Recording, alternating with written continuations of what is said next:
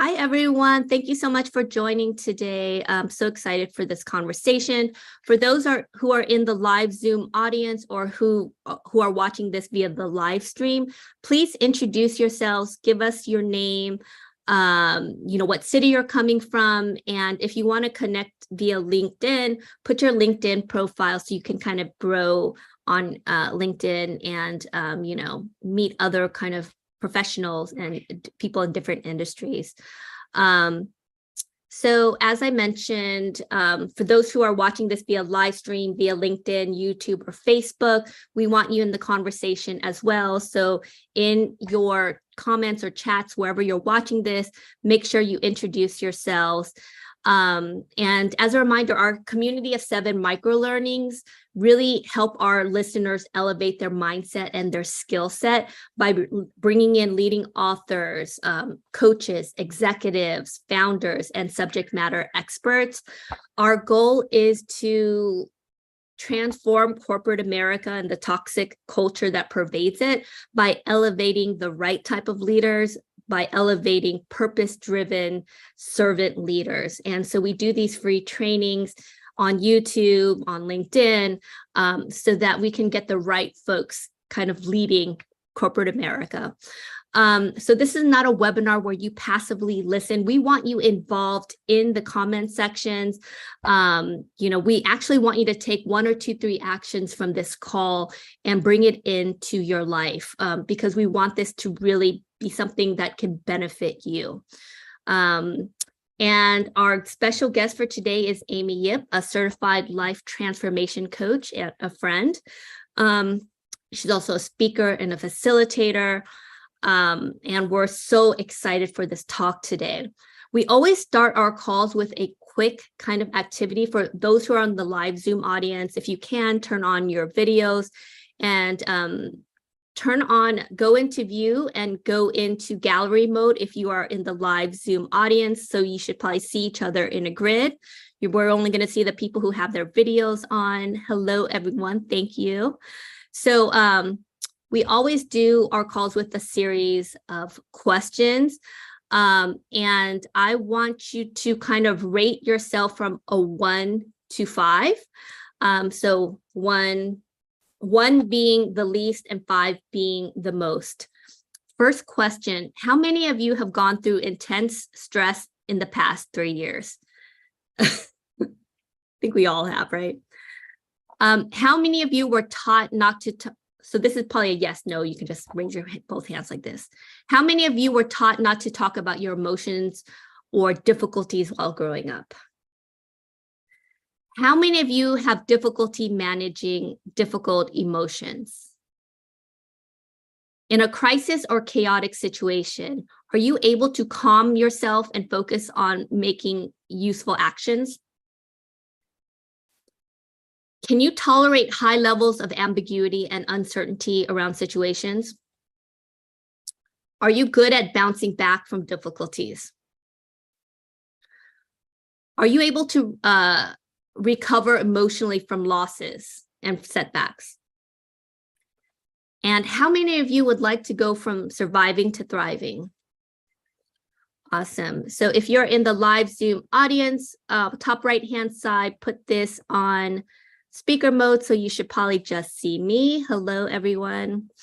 So I'm going to give you a little bit of stats before I introduce Amy to talk about how we can build our mental fitness and shift from surviving to thriving, because I think it's kind of important to set up the stage. Because I know when I've gone through my mental, difficulties in the past, it felt very lonely. And when you kind of peel the onion, you realize that it's not just us, going through these issues. It's something that's happening globally. Worldwide, 1 in 4 people will experience a mental health issue at some point in a given year. 44 million US adults suffer from mental illness. And the lifetime prevalence of anxiety disorder is at 32%. When you look at US adults, over 42.5 million US adults suffer from anxiety disorder, with the most common being mental illness. And, you know, if you look at depression, which I've had in the past, over 17 million US adults suffered from depression, and worldwide 350 million. And I think most alarming is the amount of young children. So for those who are on the call who are parents, this stat was really alarming for me. About 13% of kids ages 12 to 17 suffer from depression. So that comes out to about 3 million kids in the US suffer from depression, and 9% of them suffer from severe depression. So, you know, kind of in the age of social media and, you know, the stressors that we've encountered in the past few years, it's only kind of escalated things.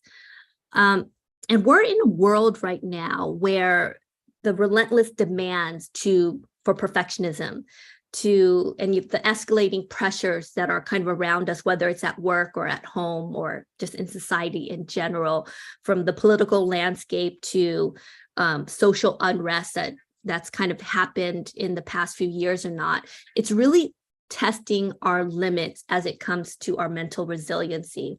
And so this is why this call with Amy is so important. You know, I am pretty honest, or I've talked about my mental health issues probably in the past 2-3 years publicly. And the reason why I've done it is that I remember when I was growing up, there was so much shame attached to talking about, you know, our feelings and our emotions. And I'm a firm believer that when you stuff things down and you don't address them, they become bigger. And, you know, I've had two probably major triggers, though I've kind of suffered from social anxiety all my life as well. But after having my first child, I had a severe postpartum depression. And the second time, you know, that happened was when I got laid off from Fortune magazine at the beginning of the pandemic. And the reason why I wanted to talk about it, and the reason why I want to talk about it in this form, is to make it less, to lessen the stigma around it. Because if you look at the stats that I just kind of discussed, it's not just you. It's something that if we're not vocal about it, there can be a tinge of shame that's attached to it. But one of the things I've realized is that when we shine a light on these things and we're able to talk about it, that's when we're able to heal. And one of the analogies that I always use is that, like, these tough negative emotions, like stress, depression, anxiety, are like a tunnel. You know, you're meant to go through them. You're meant to go towards the light. But in order to go towards the light, you have to first address and acknowledge it. And so I think this is why this conversation is so important. And I just want to address the folks who are kind of watching this right now. Whatever temporary, notice I use the word temporary, whatever temporary issues that you're going through right now, whether it's a job loss, a breakdown in a relationship, losing someone, anxiety, loneliness, this too shall pass. You're not alone, though it feels very lonely. You have a dozen folks on this call who I know will lend you an ear. And, you know, I think this is why we have Amy on the call as well. So without further ado, I'm going to introduce Amy, but let me spotlight her first. So Amy Yip is a somatic life transformation and mental fitness coach. She's a keynote speaker, a trainer, and the author of Unfinished Business, Breaking Down the Great Wall Between Adult Child and Immigrant Parents. It's coming out in the fall, so you can pre-order now if you go to her site, and I'll send that link, or Amy, if you could put the link to pre-order in the comments section. She works with women of color to strengthen their mental fitness, heal intergenerational wounds, and have agency in their lives to let go of their shoulds so that they can be the author of their own story. Previously, in her previous life, she spent over 16 years building and leading global teams for the likes of Google, Clorox, and Booz Allen Hamilton. She left the corporate world, sold everything for a one-way ticket to Ghana with her husband to volunteer at a breast cancer nonprofit, and traveled the world. And then COVID happened. So she got stuck in Ghana for 7 months. And during this period, one of her greatest learnings was that your mindset, not just your circumstance, makes all the difference in terms of your happiness and success. So excited to have Amy. Welcome, Amy. Woohoo! Hey, Amy. And I want to appreciate you, Lan, for your vulnerability, because what I've discovered on my own journey is vulnerability is a strength. Mm-hmm. And when we are willing to be vulnerable, it helps other people too. And so thank you for that. Thank you for sharing your story. It's so important for all of us to share our stories. So yes, that was kind of one of the lessons that I learned as leading teams. Was in the past, I thought that in order to be a leader, I had to be stoic, I had to be all-knowing and powerful. And I realized that no one wants these leaders that are perfect. They want someone that's relatable. And when I show my weakness, it allows others to be able to share what they're going through. And I think in the past kind of model was just, you felt like you had to kind of live in this perfect bubble. And there's no such thing as perfect, right? There's nothing that's perfect. And something I always tell people is to go into nature. You go into nature and nothing in nature is perfect, and yet it is beautiful. And what is beautiful about it is the harmony of it. I love that. I love that. And I've been actually adding that into my every day in the morning. I walk my daughter to the bus stop, and then we live kind of like in this little village, but then I drop her off and then I keep on walking. But just those little moments where you're kind of running into rabbit and deer, it's just so like cathartic, So Amy, I know you kind of have some things that you want to share. Do you want to share it, and then we can open it up to Q&A afterwards? Yes. Okay. So I do have some slides, and I am a visual learner, so I always like and appreciate slides. And if you're not a visual learner, that's okay, because I will be talking also. So welcome everyone. Thank you for being here today. The purpose of today's talk is really around building your mental fitness. Right. So we'll be talking through what is mental fitness anyways, why it matters. I'll go through the 3 muscles, and then the goal is you will actually leave with tools that you can use to start building your own mental fitness.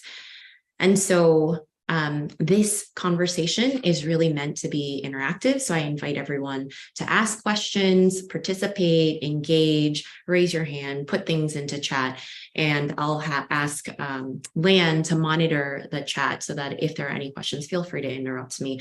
I'd rather this be more of a conversation. Okay. And so here is your first opportunity to engage with the content. So raise your hand if you relate to these statements. How many of you have struggled to prioritize yourself, to take care of your own well-being, because it feels like you have to take care of everyone and everything else first? Raise your hand if you resonate with that. Okay.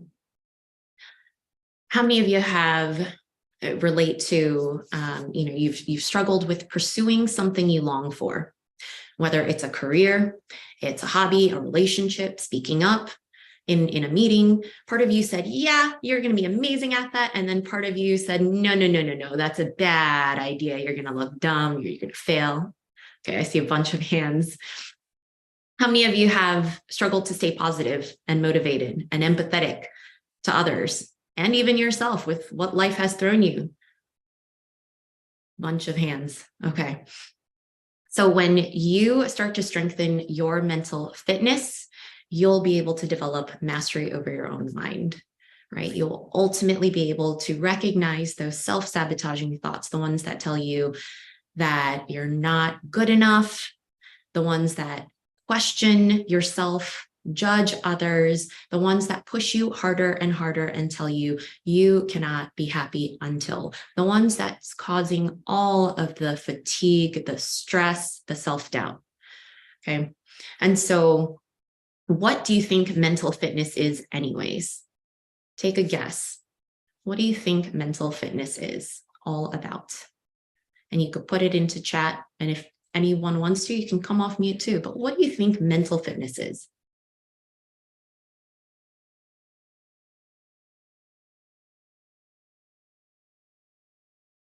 Building resilience,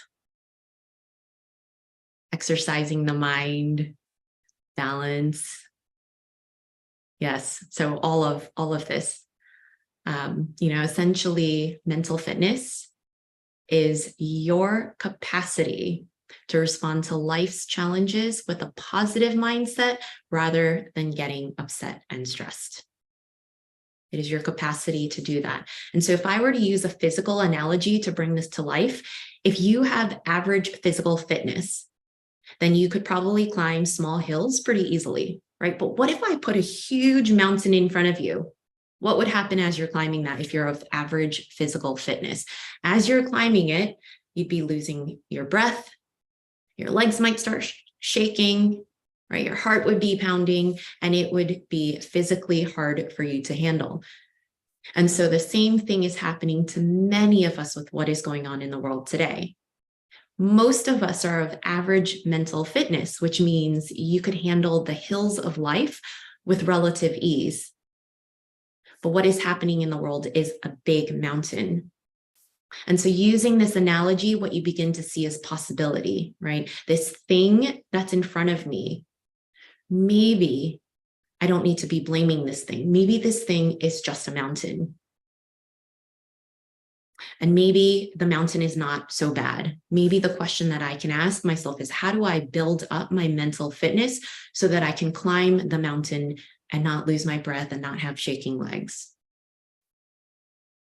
And imagine when you get to the other side of the mountain, what happens with the rest of your life? The rest of your life is going to be easy peasy cakes, right? You're going to look back and be like, climb that mountain. This feels easier. I can do this. I know I can do this.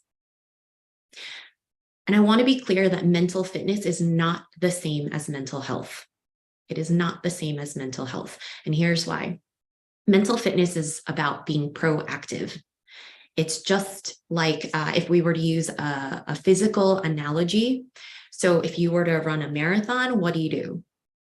You get physically fit ahead of time so that on marathon day, you can run the marathon. And what we know is life will throw shit at us. And so how do we prepare for that ahead of time, right? How do we build our mental fitness ahead of time so that when life throws the marathon our way, we're ready to run it? So that's what mental fitness is all about. Why do you think mental fitness matters, though?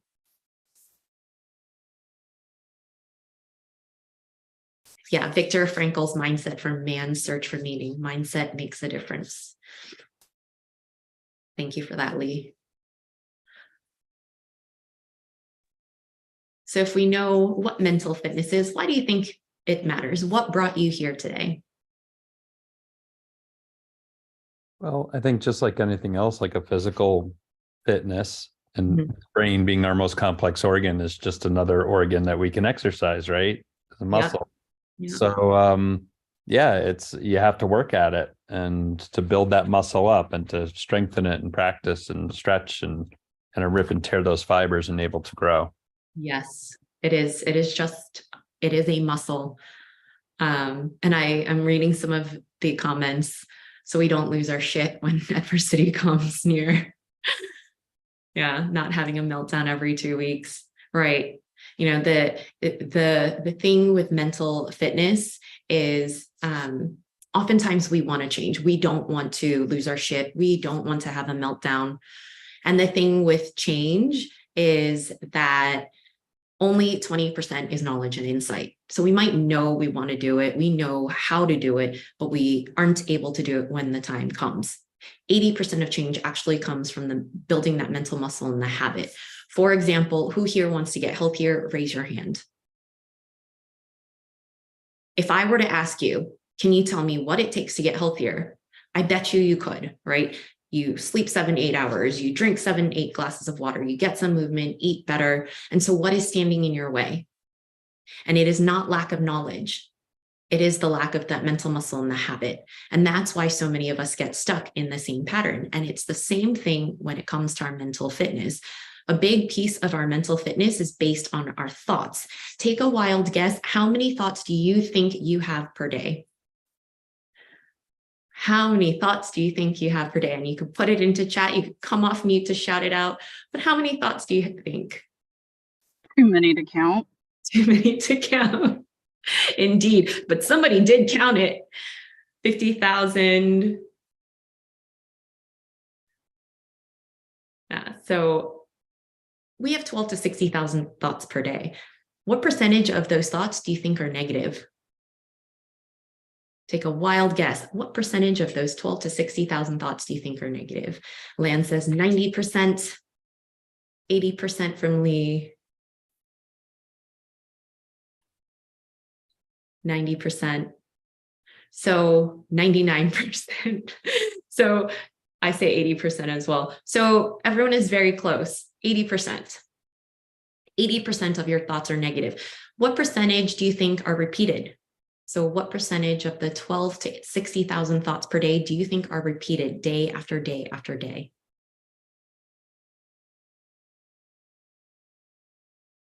%, 50%, 70%. Okay, so we've got a range for this one, 65. It is actually 95%. So if you think about it, 12 to 60,000 thoughts per day, 80% are negative, 95% are repeated day after day after day. And what consumes your life consumes your mind, or what consumes your mind consumes your life, right? And that's why building your mental fitness matters so much. And so what I'm going to be doing for the rest of today, I'm going to quickly cover some of the research behind mental fitness. We're going to talk through the 3 core muscles and then 3 steps to shifting. How do you actually do it? Okay. The concept of mental fitness, as we're talking about it, is based on research. And there's a book. It's in 20 different languages. It's on Amazon. If you want all the research on it, you can go in there and it will give you all the data. I'm not going to delve into that today. What I do want to share is that the research has found there are 3 core muscles to building your mental fitness. And those are the saboteur interceptor, the sage muscle, and the self-command muscle. And if you are wondering what the heck are those, I am so glad you asked, because that's what we will be going into today. And before I dive into this, do we have any Star Wars fans?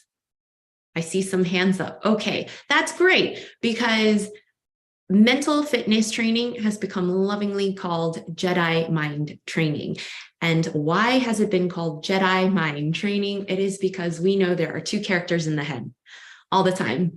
And who has experienced this, right? There's this Darth Vader always messing with you, and it always gets into battle with the inner Jedi in your head, and they're just going back and forth, right? And so that is the saboteur is the Darth Vader, and the sage is the inner Jedi, right? And that is why one of the core muscles is intercepting the saboteur, and the other is building the sage muscle, the inner wisdom, okay? And so let's talk about the saboteur interceptor. And we can't talk about saboteur interceptor without talking about survival. Survival has always been our number one priority. That is what our brain is constantly trying to do for us, right? And what are we trying to survive from? It's this. So back in our cave days, we needed to survive from the saber-toothed tiger. And we needed to survive from this. And when it came, we needed to decide, do I fight, do I flight, or do I freeze? Hopefully not freeze, but what am I going to do? And the other thing is we also needed to be liked and accepted into the tribe. We needed to be liked and accepted into the tribe, and that was survival also. Because if you think about it, are you more likely to survive when this thing comes if you're alone or if you're with a tribe? And so that's why even though we may live in a very different world today, we still have minds that operate in the same way. That is why, before everyone joined, we were talking about, actually, no, Lan, you mentioned this during the recording, but kids are having increased mental health issues, right? And there's all this social media, and it is because social media is a great place for constantly assessing and deciding, am I fitting in? Am I worthy of being part of this tribe, right? At the end of the day, we all want to belong, and that's for survival reasons. And it's understanding that this is what our brain's trying to do. We're constantly looking around, assessing and judging. Am I going to fit in? Are people going to accept me? We're also constantly assessing and judging other people to decide, are they my enemy or are they part of my tribe? When the saber-toothed tiger comes, are they going to just throw me to the saber-toothed tiger? Right? And so we're constantly assessing and judging. And that's why the master saboteur of them all, we all have this. This is the judge. And the judge judges in 3 modalities. The judge judges the self. This is also known as the inner critic. It is the one that says, you didn't get the promotion, you're a complete failure, right? Or if you take this opportunity, you're just going to fail anyway, so don't bother. It's the thing that's constantly berating you for past imperfections and future failures before they've even happened. The judge is also judging others, right? It's constantly sizing other people up, deciding, are they part of my tribe? Are they not? This one is to this or to that. And it is the third modality is judgment of circumstances. So this is one that some people aren't even aware of that they're doing, but it is the thing that's constantly looking at situations and circumstances and telling you, you cannot be happy until. You can't be happy until you have a certain job title, a career, until you retire, until your to-do list is done, until other people change. And so the judge is judging in these 3 different ways. And the judge has friends. So we call them the accomplice saboteurs. And so the judge has a couple of friends. They're the avoider, the controller, the hyperachiever, hyper-rational, hyper-vigilant, pleaser, restless, stickler, and victim. What a cast of characters. And if you're looking at these and thinking, oh yeah, my boss has the stickler, it drives me up the wall, or my partner has the avoider, I just get so frustrated, or my child has the restless, it just irritates me. I encourage you to not be focused on other people's saboteurs, but to truly look at who are your saboteurs, right? How are you messing with your own mental fitness? How do you cause your own stress? How do you impact your own relationships? Because I guarantee it is a combination.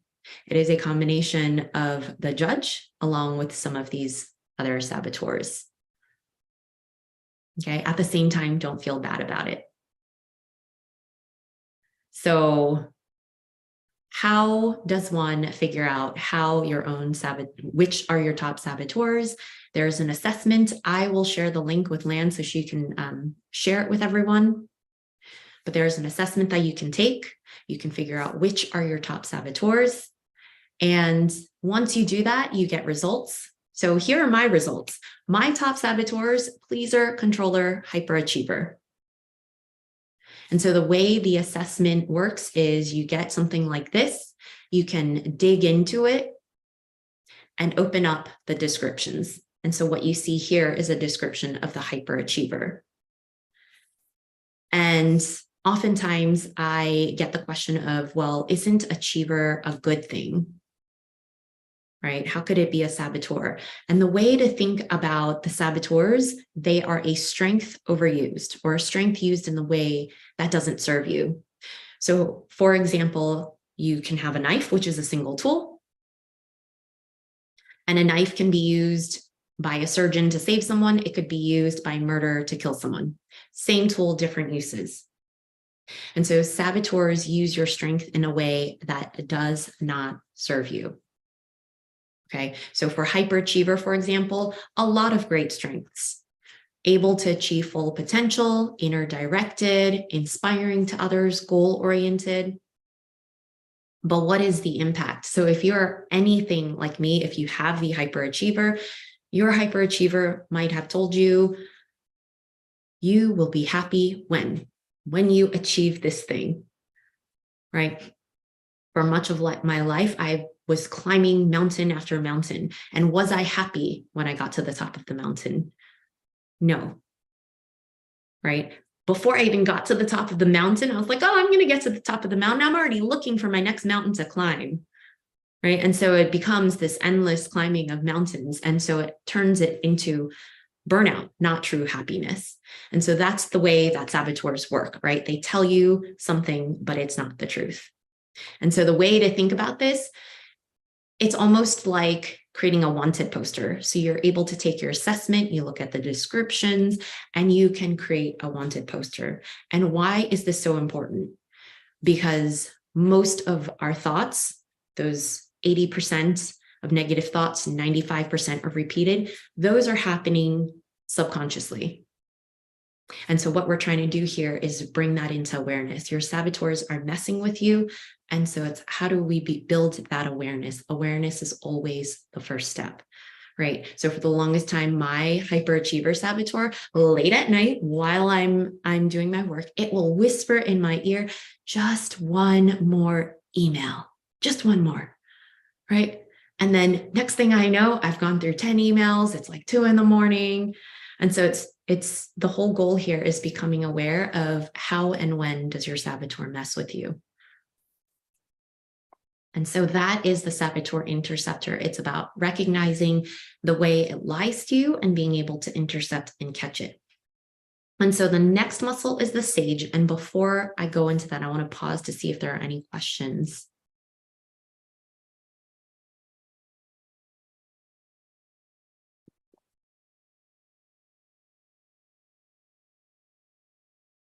No questions?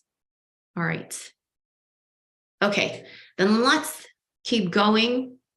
So the second muscle is the sage muscle. And remember the Jedi mind training. So this is how do you strengthen that Jedi, the inner Jedi in you. And an important part of this work is there are essentially 2 sides of your brain. So I could put your head into an MRI machine and I could see which side is being activated. If I were to put your head into an MRI machine, there's a lot of neuroscience research on this. So saboteurs live on one side of your brain. It's all about survival, right? That the survival from that saber-toothed tiger. And then the other side of your brain is the sage. And so if you happen to have the hyper-rational saboteur and you want all the details, there are 2 chapters in the book that go through all of the details. But what I want to emphasize here is essentially there are 2 sides, and your saboteurs and sage live on different sides, and they produce different emotions and thoughts and attitudes. Okay. And so the sage is essentially that thriving side of the brain. And the sage operates from a perspective called the sage perspective. And that perspective is that every outcome or circumstance can be turned into a gift or opportunity. Every outcome or circumstance can be turned into gift and opportunity, including all the things that are happening in the world today. Race relations, politics, wars. And if your saboteur is activated right now, it will probably be saying something like, that's stupid, that's silly, get her off the stage. What is she saying? That's dangerous, right? So if your saboteur is activated, that's probably what it's saying. But if you activate the sage side of your brain, then you know that's actually how the world works. And to bring that to life, I want to tell you a story. And it's one of my favorite stories. And it tells you the wisdom of the sage. So there's an old farmer and he lives on his farm with his son. And he has this beautiful stallion. And the stallion is entered into a county fair and wins first prize. The farmer's neighbors come, they gather, they congratulate him. And he calmly looks at them and says, who knows what is good? Who knows what is bad? They're puzzled, but the neighbors go away. And the next week, some thieves heard about the stallion's increased value and they come and steal the horse. When the neighbors come to commiserate with the farmer, they find him again very calm. And he says, who knows what is good? Who knows what is bad? They're puzzled, they go away. And several days later, the spirited stallion escapes from the thieves, finds his way back to the farm, and brings a few wild mares that he's befriended along the way. And to his neighbors' excited rounds of congratulations, the farmer once again says, who knows what is good? Who knows what is bad? And they're all puzzled again. They go away. And a few weeks later, the farmer's son is riding the stallion. He's thrown off one of the new mares that he's trying to break in. His leg is fractured. Neighbors come. They try to commiserate with the farmer, but he once again reminds them, who knows what is good? Who knows what is bad? And the following week, the army is marching through the village, conscripting eligible young men for war. Farmer's son is spared because his leg is fractured. And the neighbors no longer come. They don't come to congratulate because they know what the farmer is going to say. They know what the response is going to be. And by now, all of us know what the farmer is going to say. And I want to invite everyone to say it together. Please say it with me so we can all remember this. Who knows what is good? Who knows what is bad? And there is profound wisdom in this story. If there's nothing else you remember today, remembering this story can change everything when you begin to bring this perspective into your life. One of my favorite quotes from Albert Einstein is that the most important decision we believe is whether we live in a friendly or hostile universe. And so my question is, what do you believe? The answer to that determines our entire experience of life, right? And actually, what you're calling your experience, 80% of your experience is getting generated from the inside of your brain, from the information that's inside there. Only 20% is from the actual external circumstances. Right? 80% of your experience, whatever it is that you're calling your experience, is generated from your brain. How many have ever experienced a breakup? Raise your hand. So I've experienced many breakups. And during the actual breakups, I thought it was the worst thing ever. I felt like I was rejected. I'm not loved. This is the end of the world, right? Like it felt pretty horrible. And now I look back at those relationships and I'm like, phew, best thing to ever happen, because if those didn't happen, I would not be with my amazing husband today. And what has changed? Those breakups still happen the way they happened. I didn't go back and change them, but it's the way that I'm looking at it now. The information that's inside of here has changed the way that I looked at them, right? And so when people ask me this question of which is true, the saboteur that everything is bad, or the sage that everything is a gift, the answer is whichever you believe becomes true. Whichever you believe becomes true. One of my favorite sayings is, where focus goes, energy flows. When you believe something, you'll see more of it. You know, if all of us here decided we're going to go buy a red Jaguar leaving here, what will you start to see a lot of when you leave? When you walk outside, you will start seeing a lot of red Jaguars. And is it because everybody all of a sudden decided to buy red Jaguars? It is not, right? It's because that's where our focus is. And so whichever you believe becomes true. And that's how the sage perspective works. It's that every outcome or circumstance can be turned into gift and opportunity.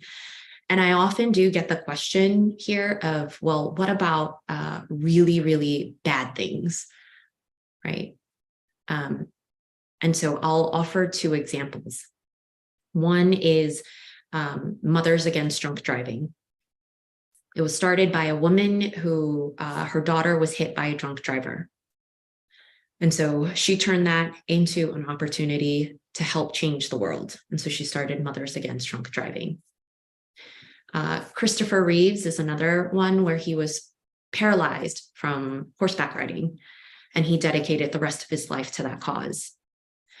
And so the sage perspective is not about toxic positivity. It is not about not facing reality, but it's saying, this is the truth. And how long do I want to hold my hand on the hot stove, right? When do I want to face that my hand is on a hot stove and I want to make a decision about what I want to do?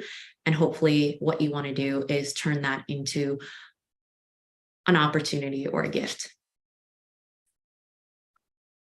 So that was the sage. So we did saboteur, interceptor, and sage. And I'm going to pause and see if there are any questions before I continue to the last piece, which is the self-command muscle. I guess the question I have, Amy, is, you know, once you've discovered your saboteur, what is the next action that we can do? So it is actually creating almost like what you get as a result is a broad description. So it's kind of like the hyperachiever for everybody. And so it's really around honing in on, how does my specific saboteur mess with me? When does it happen, right? So for example, my pleaser is strongest with those I love the most, because I want them to be happy, specifically my parents, my husband. And so when you start recognizing, when does it show up, who does it show up with, and how does it show up, then you can start catching it. So almost like there's some power in just being able to identify it, right? Yeah. And then when we put some space between, and we were able to kind of identify, okay, well, I'm becoming a people pleaser because I'm in this situation. And so maybe because of this, I might need to create boundaries. But the first step is acknowledging that there is an issue. Yes. And then figuring out what, you know, whether it's what tools, what would the sage say to me? And leaning into that opposed to what the saboteur is telling you. Yes, exactly. And each of us will need something different based on our saboteurs and how it shows up. So my pleaser saboteur always told me that to do things to make my husband happy, right? So I would cook him a whole meal and, you know, preempt all the things that I thought would make him happy. And then if he comes home and he's like, oh, I'm craving a burger and I've cooked up this huge meal, I get upset. That's how the pleaser messes with you, right? It tells you you're doing it for the other person, but then there's resentment beneath it. And part of my way of handling my pleaser saboteur is recognizing, what is it that I want? How do I ask for what I want? And how do I set boundaries by learning to say no? So it's exactly what you were saying. It's becoming aware of how your saboteur shows up. What does it do to mess with you? And then what are the things you then need to work on? And finding a accountability partner is helpful in that, right? My husband was recognized my saboteur. And so he was able to help me learn to ask for what I wanted. He would specifically ask me, what do you need right now? And when I say, I don't know, he says, what do you need right now? And he'll keep asking until I give him an answer. And even learning to say no, when I say yes, he'll say, are you sure? Are you really sure? And so having that partner to help you, and it could be a coworker, it could be a good friend, it could be a spouse.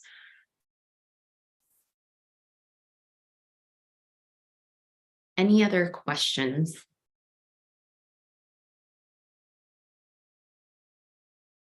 All right. So this last muscle is the self-command muscle. And I am curious, who here thinks they are in control of their own mind? Raise your hand. I see shakes. I see some maybes. I think I might see some hands up. Depends. Yeah. So how many of you still live and respond from a place of anxiety, frustration, restlessness, guilt, shame, anger, even though you know it doesn't serve you, right? And so that's why I want to look at everybody in your eye and tell you, you are not in command of your own mind. Because if you were in command of your own mind, would you really command your mind to wake up at 3 a.m. worrying about something that you have no control over? Right? Would you command your own mind to be constantly comparing yourself to others, berating yourself for perceived shortcomings? No. And so if you're not choosing these things, then why is it happening? And it is because you aren't running the show. Your mind is running the show. And too often it's doing it from that Darth Vader mode, the saboteur mode, right? And so this third muscle, the self-command muscle, is important because when you start building that saboteur interceptor muscle, when you start recognizing when it shows up, it is going to be hard to just shift and say, well, what's the gift here, right? Oftentimes when you're in saboteur mode, there's all these emotions and things happening, and it's hard to look at the gift and opportunity. And so this third muscle is around helping you to shift from saboteur to sage. And so how do we do this? It is with something called a PQ rep. PQ stands for positive intelligence quotient. So there's IQ, EQ, so this is PQ. So for physical fitness, if I want to build my bicep muscle, what do? I get a dumbbell and I do some bicep curls, right? And the equivalent of that is 10-second PQ reps. And so I want to practice a few here. You could keep your eyes open, you could close your eyes, but I invite you to take 2 of your fingertips and rub them together with such attention. You can feel all the fingertip ridges. Notice all the sensations of touch. Now take the fingertips of one hand, rub it against the fingertips and palm of the other. Feeling all the valleys, the hills, the temperatures between your hands, all the sensations of touch. You can let that go. So what's your mood right now? Did you notice anything shift? Right, that was maybe 30, 40 seconds. So it's about 3 or 4 reps. And that's not going to change the world. But if I were to put your head into an MRI machine right now, what we would begin to see is it ever so slightly quieted the region where your saboteur lived, and it ever so slightly activated the side that your sage lives in, right? It's really cool stuff. And so just think that's 30 seconds, and imagine if you did those kinds of exercises all the time. And that's your self-command muscle. That's the muscle that helps you to be able to shift from saboteur to sage. So recognizing when you're in saboteur mode, it helps you to shift, right? And we could try another one. So you could keep your eyes open or closed. And I invite you to take a deep breath. Notice the temperature of air as it enters your nostrils. Notice the temperature of air as it exits, just a little warmer. Notice the rising and falling of your chest or stomach as you breathe in and you breathe out. And slowly letting that go. So just noticing how that shifted you. There are a lot of different ways. There's a lot of different ways to do this, right? There's one with the toes that I love, where you wiggle all 10 of your toes and feel all of your toes. And are there any meditators here? I see a bunch of you. Okay, so if you're a meditator, you might recognize that there's similarity between this and meditation. And so the difference is, well, you can think of meditation and mindfulness as forms of doing PQ reps. And the beauty of PQ reps is that you don't have to be a lifelong meditator, and you can do these with your eyes opened in the middle of your busy day. So let's say you're in the middle of a meeting, someone irritates you. It's hard to raise your hand and say, well, I need to step out to meditate right now because you've irritated me, right? But what you could do is do this. And then I just did it the other day when someone cut me off. I'm like, let me just feel my fingers, right? And it helps you to shift. And so that's the beauty of this. So those are essentially your three muscles: the saboteur interceptor, intercepting the saboteur, the sage muscle, and then the self-command muscle. Okay. And I'm going to quickly go through the 3 steps of how do you put that together, and then I'll open it for questions. So the first step is to notice and stop. If you are feeling any sort of emotion like stress, frustration, anger, any of that, then stop. It doesn't matter who is doing what to you, what is happening in the world. If you're feeling those emotions, then stop. And sometimes I find it hard to just stop. So what I find helpful is to just name the saboteur. So for example, my hypervigilant, I have called her Miss Worrywart. So when Miss Worrywart shows up, I say, hello, Miss Worrywart, right? And remembering to have compassion for yourself. Not all of us have these saboteurs. So don't get upset, name it, stop. The second step is to shift your awareness. So doing PQ reps like we did, and until you feel like you feel a shift, right?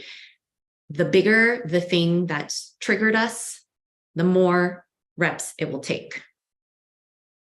Or the longer of a time it will, the stronger muscles you'll have to have. And so what that means is you will have to be training for a while. It's kind of like if you go to the gym, if you're new to the gym, it will be hard to do dumbbell with like a 50-pound weight, right? You might start with a 5-pound weight, but eventually you could move up. And so that's kind of the same notion with mental fitness, is getting strong enough so you could get there. And then the third step is activating your sage. So what is the gift or opportunity? How do I turn this into a gift or opportunity? And asking that question, okay? And so those are your 3 steps: noticing your saboteurs, stopping, shifting by doing the reps, and then activating the sage. And I want everyone here to recognize that today is the equivalent of watching a how-to video.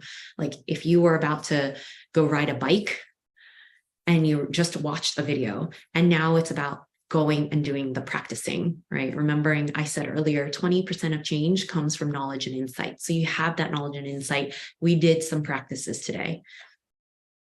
And oftentimes I have people say, well, I don't have time. And, you know, I have all these other things happening. And I always encourage you, make yourself a priority, because at the end of the day, you're your longest commitment. So how committed are you? And so I invite all of us as a community, let's strengthen our mental fitness together. Step 1 is to take that positive intelligence assessment. Okay, I'm going to stop there and see if there are any questions. There's a question from the LinkedIn by Harvey Bowden. Where do we draw the line with toxic positivity? So toxic, I think the question is, how do you differentiate between toxic positivity and this? So this is not about being positive all the time. It's about not sitting in the negative space, right? Toxic positivity is all about everything is dandy and beautiful and wonderful. And the reality is not everything is dandy and wonderful and beautiful. And I can make changes. I can turn that into a gift or opportunity. I don't have to sit. It's just like the analogy that I had with hand on the hot stove, right? When your hand is on the hot stove, toxic positivity is like looking away while your hand is still on the stove. Whereas what we're doing here is facing, okay, yes, my hand is on the hot stove, and now I want to turn this into something that is positive.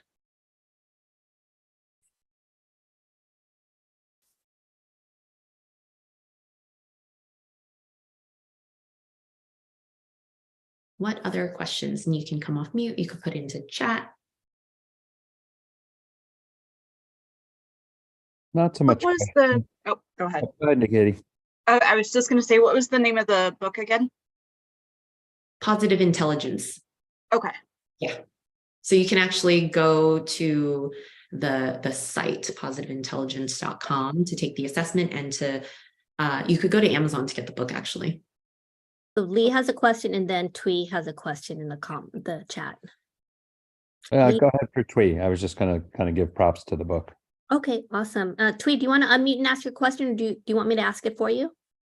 Sure, I can ask. So my question is, any recommendation on how I can make the change lasting? Because like when I'm in the heat of the moment, I'm acting off of my emotions, and whatever I learned, I haven't embodied yet. And so I'll just make decisions that I may regret later. Yeah, wonderful question. So a couple of reflections on that. One is practicing before you need it, right? You don't, hopefully, at least I wouldn't be able to do that on marathon day, go and run the marathon. So it's how do I train ahead of time? So it's doing the practices every single day, and doing it on smaller things that won't be as triggering, right? How do I practice with the 5-pound weights instead of the 50-pound? So that's one. The other thing is recognizing, one of my teachers at Strozzi Institute said, it takes 300 times of intentional practice to build muscle memory, 3,000 times to become embodied, right? And 3,000, so 300, 3,000. And so it's recognizing that every single time I practice, I'm getting a little closer, and not being too hard on yourself that you're quote unquote failing or falling off. It's okay, I'm practicing, I'm doing one more practice that gets me closer to the lasting change. I'll tell you that for the longest time for me, I'm teaching this stuff, and I will still have blow-ups when it's the biggest muscle thing, when it's the biggest weight for me. And it's taken many, many years of intentional practice to get to the point of now I recognize how anger shows up in me, right? And I'm able to catch that before I have the massive blow up. I'm able to name that, do my PQ reps, but it's taken practice. And so it's knowing, why do you want to change? Yeah, and sometimes even adding like a ritual before something, because I know when I was younger, I had an anger issue. And people seem to be surprised at that. But one of the things I just started implementing was when I felt the feelings of anger, I would just focus on breathing, and I would just breathe, count down for 5. And then, before I said anything, emailed anything, I would always just have this ritual: breathe, count to 5. And then instead of making my natural reaction before that was anger, react.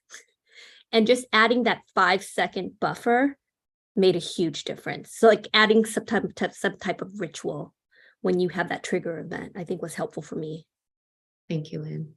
Yeah, so the other thing that everyone can also practice is with different emotions.